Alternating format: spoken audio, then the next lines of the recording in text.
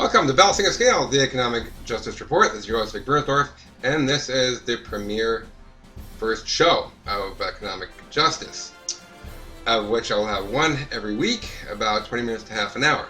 Now, what is this show about? It's all about family economics and how politics plays into that.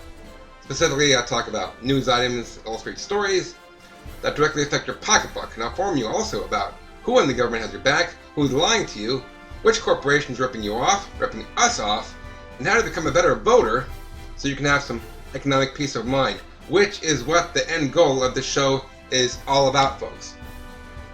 Okay, so I got three topics to talk about.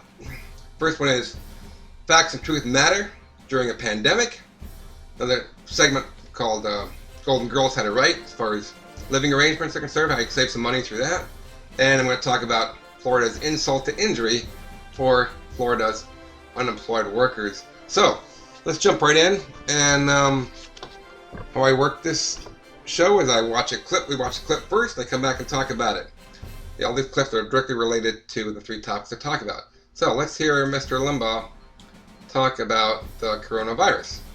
Right on this. The coronavirus is the common cold, folks. The hype of this thing as a pandemic, as the Andromeda strain, as, oh my God, if you get it, you're dead. This is one of those cases where the more I learn about coronavirus, the less concerned I am. There's a lot of hyperbole. The national left-wing media playing up fears of the coronavirus. The sky is falling because we have a few dozen cases of coronavirus on a cruise ship. I am far more concerned with stepping on a used heroin needle than I am getting the coronavirus, but maybe that's just me. It's a virus, like the flu. All the talk about coronavirus being so much more deadly doesn't reflect reality. This virus should be compared to the flu because at worst case scenario, it could be the flu. The far more deadly, more lethal threat right now is not the coronavirus. It's the ordinary old flu. People are dying right now. Nobody has died yet in the United States, as far as we know, from this disease. That's right.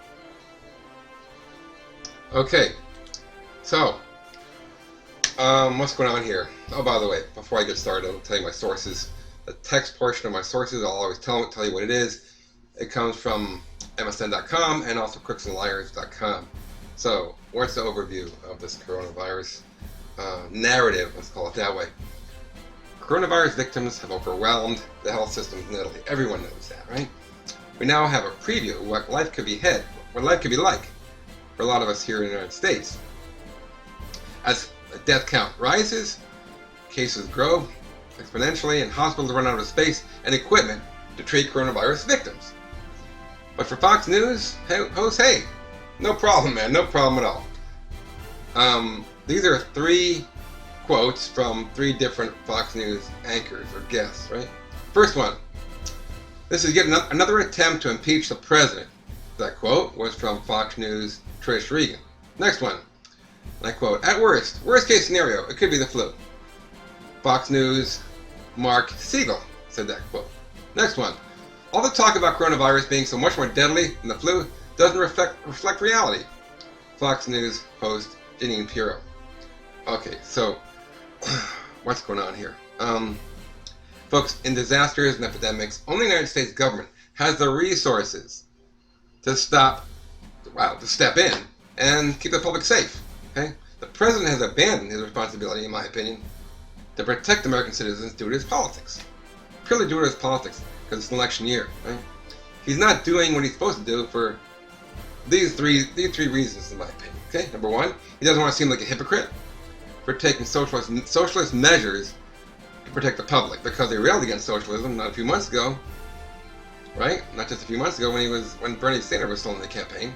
So he can't be a hypocrite. Number one. Number two, he's trying to make the government dysfunctional on purpose, since that's exactly what Republicans do. They always rail against the government, can't do anything right, so they get into government to make it dysfunctional, and then when they get out, see, government can't do anything, okay? So there's that component. And also, Trump doesn't want to take any chances of making the wrong call during an election year, okay? Now, I'm going to list off a couple of ideological planks, right? We've always heard for the last 40 years about the right-wing media, conservative pundits always tell us, right? Nonstop. Okay. Now, let me read. As I read them off, think of how many apply, if any, during this coronavirus epidemic. Okay. First one: private companies are always better than public organizations. Next one: the U.S. healthcare system is the best in the world. Capitalism works better than socialism all the time. Small government is better than big government. What's good for corporations is good for the country. That came from GM back in the 60s. I think the president of GM back then, he publicly stated what's good for GM is good for the country, right? Kind of trickle-down economics theory. Next one: safety nets are inefficient and also often get abused. Okay. And last one: the government is a problem, not the solution. That one came from Reagan back in 1980. At first he said there's 9 words that you never want to hear, that Americans never want to hear or they fear, is hello, I'm here from the government, I want to help you, or something like that, right? And then 2 years later he goes on to say the government is not the problem, the government is not the solution, the government's the problem. Okay? So, and that's been hammered into our head since the 80s. Okay, non-stop. And now I'm going to end by repeating what Sean Hannity, okay, Fox News host, said on March 9th, and then what he said on March 18th. So, March 9th is what he said on Fox News. Sean Hannity, this is what he said: "This is scaring the living hell out of people. I see it again. As like bludgeon Trump with this new hoax." Okay? And then on March 18th, changes his tune a little bit, right? He says, "By the way, this program has always taken the coronavirus seriously. We've never called the virus a hoax." You know, folks, when the body count starts to rise, and they are, hugely, in this country, the Fox News audience will realize that Fox News has lied to them, and they're going to lose a lot of viewership. I hope they realize that. I mean, it's just blatant.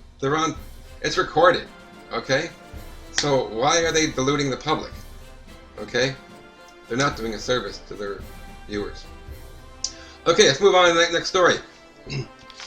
The story I call The Golden Girls Had It Right. This is just a segment to give you some options, whether your retirement or any other living arrangement, to save you some money by thinking in different terms. Like I said, I try to prevent solutions to help you save some money. It's not for everybody.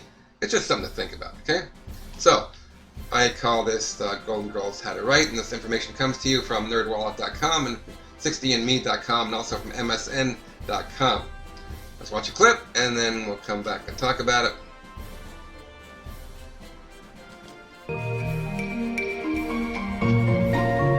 There's like 16 of us here. Most of us are in our 30s. Some people who work in tech, some people who are more artsy, some people who do sort of personal improvement work. The rent in this house, I think, ranges from about $1,100 to $1,800. Everyone's got their own bedroom, and then we have the first floor is a common area with a huge living room, dining room, kitchen, back deck. It's much more economical to live this way for a lot of reasons. Molly, a freelance writer, has 22 roommates. We pitch all of our money into a shared food fund, which means we can buy things in bulk. We can work directly with farms, which is much more affordable because you're buying at a wholesale restaurant price, essentially. Faced with skyrocketing housing costs, Molly and Brent have turned to co-living, giving up personal space for affordability, flexibility, and community. In San Francisco, the average rent for a one-bedroom apartment is $3,200 a month. Okay, so what's going on here? The overview is basically living alone is expensive. Sometimes it's very expensive. And many retirees, or whatever you are in your life continuum, can't afford it, okay? So, high living costs in retirement are now challenging. The middle class idea that we all each need our own home, okay? People do in fact really want their own bedroom and bathroom, but actually what they want most of all is each other, okay? We're social beings, we want to be around people, okay? Now, what you just saw is one model. It's basically there's different arrangements. One could be a landlord-tenant model, right? Another could be a group of people with common needs or desires. Rents or buys a home together, split 7 ways. Or an older person rents out rooms at reduced rate in exchange for companionship and household help. Now there is an agency that does exactly that. They find tenants, they vet them, make sure that the criminal record, credit score, everything is fine, and they match them with homeowners who are getting on in years and can't do as much as they can to keep the house up or the yard or whatever, and they're looking to have a tenant come into their house, give them a break on the rent, and sometimes as much as 30%, just in exchange for doing shopping, doing chores around the house, gardening, whatever the homeowner can't do. Okay, a lot of these are nice areas. San Francisco, Burlingame, Northern California, different spots in Northern California. I don't know, I forgot the name of the agency who does that. I'll make sure to let you know in the next show. But basically, let's have a closer look at this model here. Everyone knows that roommates save money, but there's a lot of pain, right? Because different attitudes and stuff, and those boiling points. Okay, but that can all be fixed. Basically, living alone is proven to be isolating and lonely. Okay, that's the bottom line. Okay, so the home-mates model was created due to shared values and needs in retirement or in any living arrangement you're currently in. Okay? It's cheap. So why live with roommates? Number one, it's cheaper to live with other people. You share housing costs, utilities, and often food. You feel more secure, but especially it's better for your mental health, and there's a sense of community that comes with having roommates, right? I'll tell you a story. I had a show on older Japanese women on KBCC, community radio in Tracy. And this is what's happening in Japan. Older Japanese women are intentionally shoplifting for the sole purpose to go to jail. Why? Because their pensions are so meager. They can't afford to live. They can't afford to hardly get food, pay for their medications, keep a roof over their head. They hardly see their children because they live in faraway cities, hardly visit them, whatever. So, they basically shoplift and get a prison sentence of about a year. And they've come to the conclusion that that's the best way to live out their final years. Why? You have your shelter paid for, right? You got 3 meals a day. You have your medical needs taken care of for. And for these elderly Japanese women, especially women, there's also a lot of men too. They all have the same issue. They want socialization opportunities, which they don't have right now. Okay? So, again, this is why I bring this up in the first place. Because it's for mental health as much as it is to save money. It's a personal story, and I quote, "Most of us have been putting our parents in nursing homes, and we don't want that for ourselves," said Marianne Killengy, who's 64, of Ashland, North Carolina, who lives in a Golden Girl style house. This is an example of she's living in a place called the Thistledown Co-Living House in Lancaster County. It was paid for by volunteer labor and also a donation from a corporation.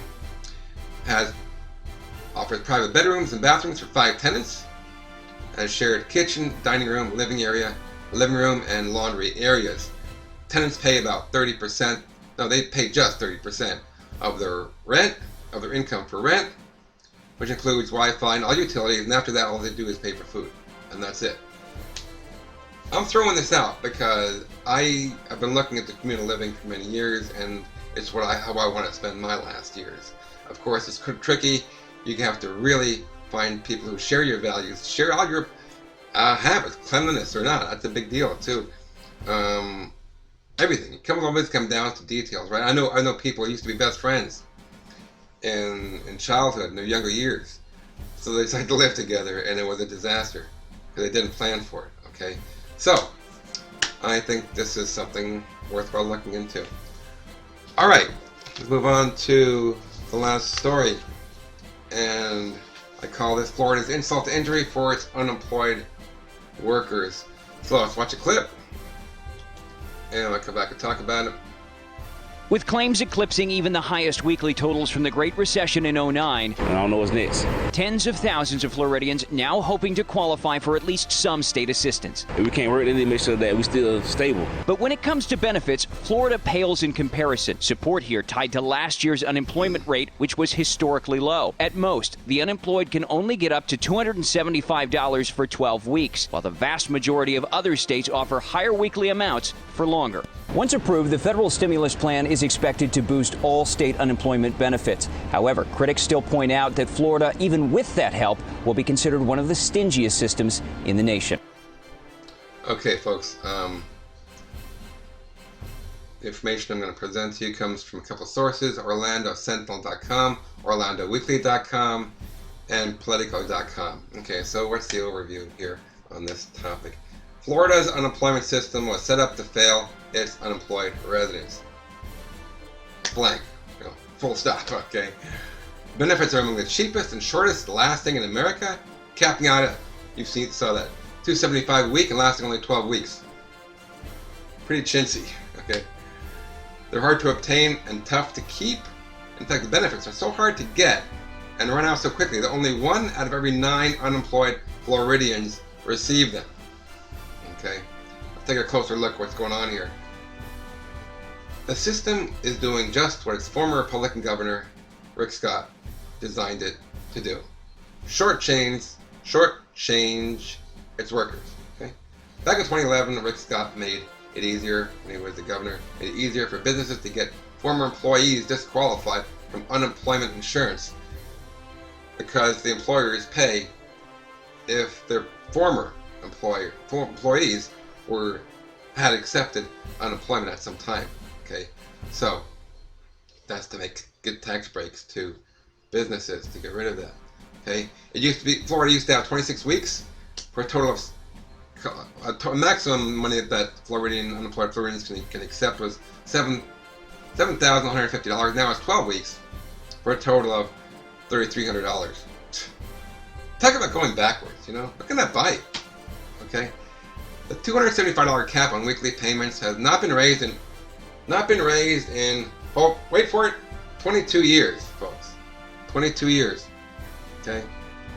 State coffers depleted the system back in 2009 recession, and since Republicans hate raising taxes, like I said, now it's Senator Rick Scott, but back then he cut the benefits rather than tax the businesses. Okay.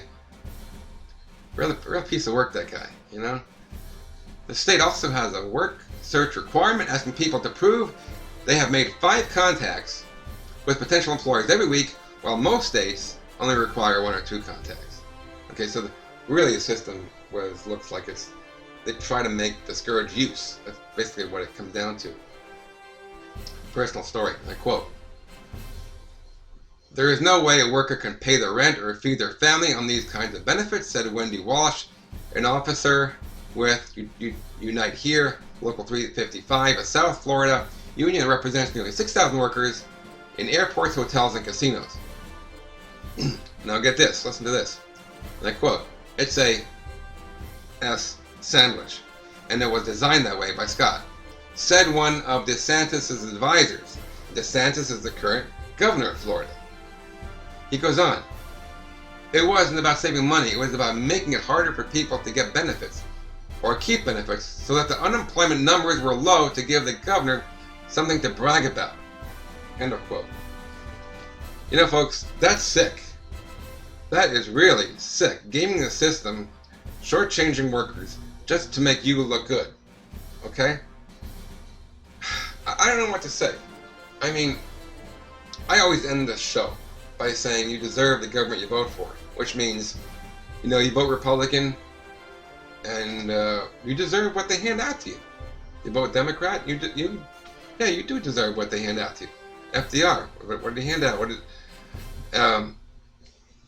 Johnson created Medicare for us. Look at the New Deal program that FDR gave us. Okay, because they voted for him. Okay, people voted for him and they got the benefits in return. What do the poor? What do the poor people who are Republicans who vote Republican, and the middle class who vote Republican? What do they get for their vote? As far as economic benefits is concerned, right? This is a show about economic justice, right? And like I said, government has a lot to do with it. A lot to do with it. Okay? Look at the handout they just gave, the $2.5 trillion. 88% of that was for large businesses. Okay? We got hardly anything for tax breaks. Okay? So, all I'm saying is, I'm giving you the big picture in order so you can make better political choices. And I'm going to highlight different individuals in the future, so you can really have a look who you're voting for. Make sure when you vote, you know as much as you can about them, about the way they think, their character, their behavior, you know, what they did in the past, was it ethical, was it unethical. Really do an analysis. So, because you're entrusting your life with these people, basically, in many, many ways. Okay, well, that's all for the show for today, folks. Thanks for listening. Always remember, you deserve the government you vote for. Have a great day.